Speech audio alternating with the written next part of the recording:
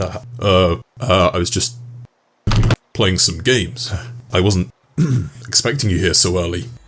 But regardless, today I'm going to be showing you Deep Rock Galactic, my latest soul-draining addiction. Now, there's already tons of reviews on this game, but I just wanted to rant about how much I love Deep Rock. Chances are you've already at least heard of Deep Rock Galactic, but if you haven't, imagine the peaceful and serene resource gathering of Minecraft mixed in with the untethered whimsy of TF2 and the pants-shitting horde chaos of Left 4 Dead 2. Add in some dwarves, and you've got Deep Rock. This game has developed over the years to become much more, however. In its current state, Deep Rock Galactic, or just DRG, is the best gold-pinging, beer-fueled, pyramid scheme, barrel-kicking simulator on the market. There's a lot of different lovable nonsense to talk about in Deep Rock, but for now I'll just start with the basics. You are a dwarf. Your mission is to penetrate the surface of a giant space ball and steal natural resources from the native population of alien bugs as they try to desperately stop you.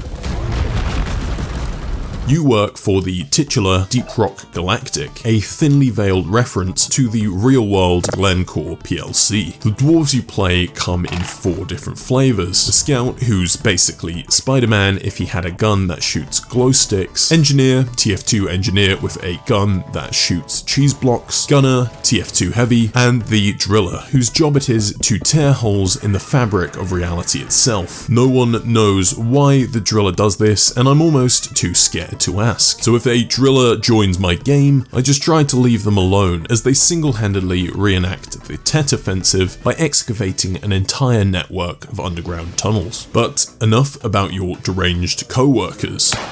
I hope you fucking die. You're probably wondering what these weird space minerals are and why you have to mine them. Don't ask questions, just dig. And deposit in your designated minecart on legs, also known as Molly. If this is all sounding a bit simple, that's because it is. Unlike most modern games dev studios, Deep Rock developers Ghost Ship Games made the groundbreaking decision to factor throwaway concepts like fun and enjoyability into their game. The result is the most addictive co-op shooter I've played since Left 4 Dead, a game which doesn't take itself too seriously and manages to strike the perfect balance between fun, replayability, and progression. Mine rocks, shoot bugs, head back home, and have a pint. Simple as. But despite all of this, Deep Rock's simplicity isn't an excuse for a lack of content. In fact, it's the opposite. Whilst on actual missions, there are a ton of random events, side objectives, and resources to discover. For example, while pursuing the objective, you may randomly be bombarded with a salvo of meteors. On the upside, these meteors can be cracked open to have their tendril-riddled plague hearts reaped. Now, I still have no idea what a plague heart is, but I know it's probably a good idea to take them. The main mission objective is always predetermined, but cave systems, resources, and random encounters are all procedural. Now, I know that procedural generation is essentially code for slop at this point, but Deep Sleep Geriatric is one of the only games that truly feels like it benefits from procedural generation. It's never used to replace content, instead it complements what's already there by making each mission look and feel slightly different each time. Gentlemen, welcome to Dubai. My favourite detail is the ability to raise the blood pressure of mission control to previously uncharted levels by pinging random shit in the environment in a chimp-brain state of easy amusement. But if we hop into the extraction pod and leave, we can head back up to the hub world, where we find the main juice of the side content. Now, the hub is set on board the Deep Rock Galactic mothership, which orbits around the big space ball, also known as a planet, also known as Hoxie's 4. There are plenty of activities here to whittle away your time doing. You can even do one of my favourite real-world activities, kicking barrels of highly volatile fluids into the exhaust of a piece of multi-million-dollar mining equipment. Barrels are to be left alone and not hurled, kicked, tossed, or in any way moved around. Right, I'm sorry.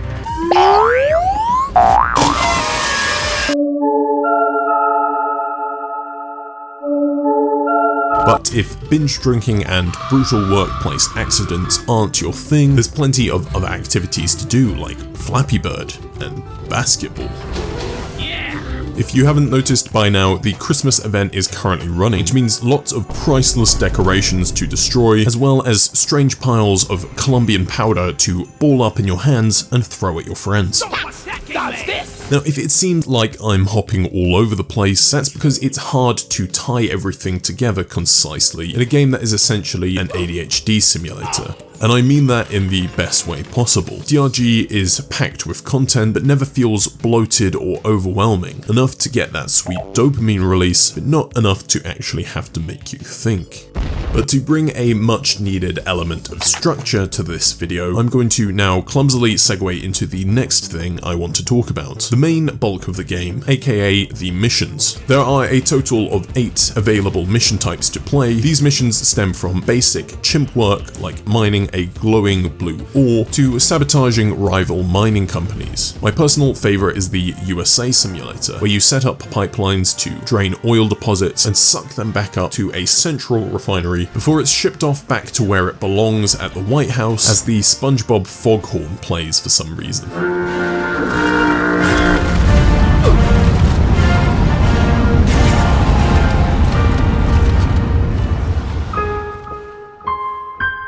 Now, I normally play solo, but in Deep Rock, more players means more rewards, as does a higher difficulty. This is where the pyramid scheme element of Deep Rock comes in. I'm going to show you how I've min-maxed my gaming experience to yield the greatest amount of rewards for the least amount of work. I start by using the holiday period to mask my true intentions and purchase 2 copies of Deep Rock for my friends as a Christmas present. Now I'm set back a whopping, life-destroying £16, but fear not, for this is what I like to call an investment. Still with me? Good. Using this charitable act, I've elevated myself to near messianic levels and have managed to successfully stipulate the law of reciprocity. Using this, my friends now feel obligated to play with me and the mental conditioning is complete. Oh, lovely. Oh, what the hell? You're tiny. You are really tiny. Once you've completed this step, you can now rely on your friends to shed blood, sweat, and tears as they toil away in the mines while you sit back and relax. Oh wait, shit, do we actually have to help? No, he's just choosing to... Oh, you idiot. Just as I'm out of ammo. Oh, I lost 2 men right at the end. And once the mission is complete, you can allow your friends to temporarily leave the mines and head back home, where it's advisable to lend a small fraction of your newfound spoils of gold towards beer and work Christmas parties. This is a great way to keep morale high and avoid your dwarf chums from unionizing. Can we play the game and not just throw snowballs? God, it's happening again. This happens every time we play a game. Once they've earned you enough gold, you can upgrade the efficiency of your team by purchasing specialty mining cages, equipped with a diamond pickaxe and an M134 minigun to boost their resource gathering and wildlife obliterating output. Many of you have asked me how I've landed myself on Forbes' worst man in the world for 2023, and this is exactly how. But if you're a true sadist and you don't want to provide your workers with the luxury of a cage, you can instead use the delicious YouTube ad revenue money your friends have gathered for you to afford a range of overpriced cosmetics from the clothing section on the onboard Tesco's. But it's not just about what's on the outside that counts, it's about what's on the inside. And what's inside is a barely functional liver due to the range of different beers available at the bar. We've got a beer that shrinks you, a beer that randomizes your loadout, a beer that freezes you, along with one that burns you, a beer that lets you see the shadow people, one that gives you the dancing plague, explosion beer, burp beer, fart beer, big beer, 0G beer, the nerd emoji beer. Hang on, I just figured out how to up the velocity of the tungsten rounds in a low pressure environment. Or, no, it's gone. And a beer that teleports you into space.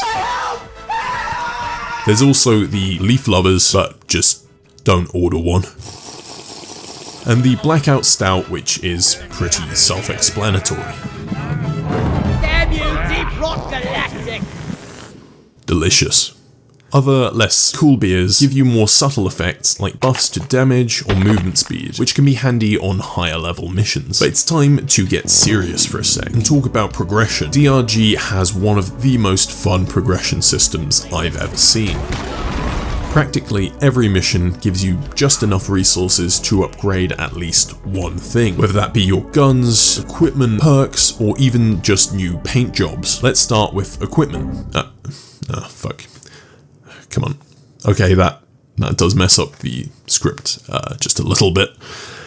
Okay, follow me over here then. Here we have the drone modification, which lets you upgrade Bosco, your personal robot buddy, who accompanies you on solo missions to help you mine minerals. So your job will be to escort it and keep it running. And provides you with gentle motivation in your trying times. You're doing a great job!